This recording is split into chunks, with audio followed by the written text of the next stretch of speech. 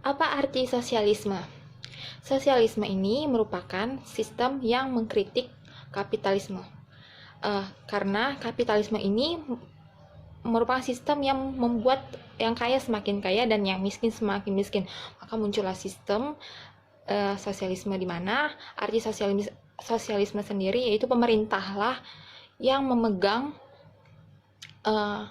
berhak mengalokasikan sumber daya negara serta kekayaan negara dengan tujuan semua orang mendapatkan pekerjaan dan dibayar dengan gaji yang setara sesuai dengan pekerjaan mereka masing-masing.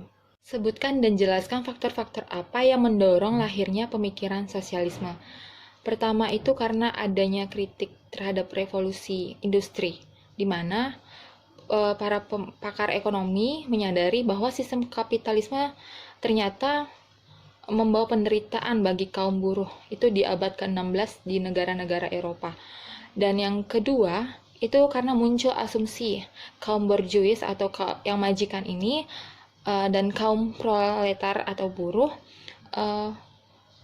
bahwa kaum borjuis mempunyai keinginan untuk menjadi kaya, sehingga memiliki kecenderungan untuk menindas kaum proletar atau kaum buruh dengan memberi upah yang kecil agar produk yang dihargai bisa lebih murah.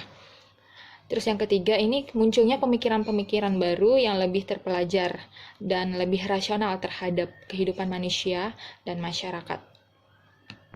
Apakah setelah diterapkannya sistem sosialis tidak ada lagi kesenjangan sosial? Jelaskan jawaban Anda. Tentu saja masih akan bisa terjadi kesenjangan sosial, karena sistem sosialis ini hanya memperhatikan para buruh. Nah, sedangkan masyarakat kan tidak semuanya buruh, melainkan ada juga yang entrepreneur atau pengusaha. Padahal pengusaha yang mempunyai ide yang lebih banyak.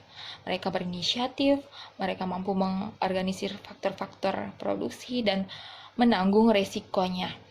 Jadi, jika pemerintah tidak adil dalam memperhatikan para pengusaha ataupun para buruh, maka kegiatan ekonomi itu sebenarnya tidak berjalan dengan lancar.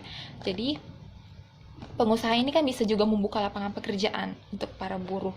Cuman, pemerintah hanya perlu memperhatikan bagaimana kebijakan para pengusaha untuk para buruh ini agar tidak terjadi konflik atau penindasan seperti pada sistem kapitalisme sebelumnya.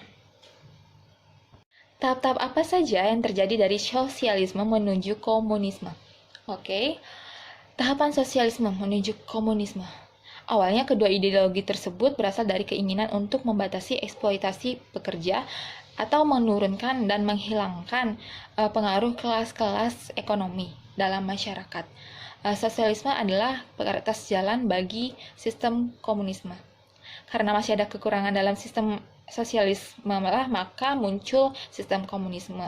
Tujuannya tetap sama, yaitu agar semua orang melakukan yang mereka bisa untuk berkontribusi terhadap negara dan hanya mengambil yang mereka perlukan untuk imbalannya. Jadi sebenarnya tidak ada negara yang benar-benar komunis.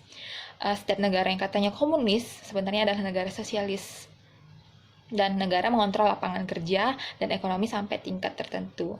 Intinya, pengalihan dari swasta ke pemerintah itu secara evolusi alami disebut sosialis, sedangkan bila mendadak atau paksaan revolusi disebut komunis.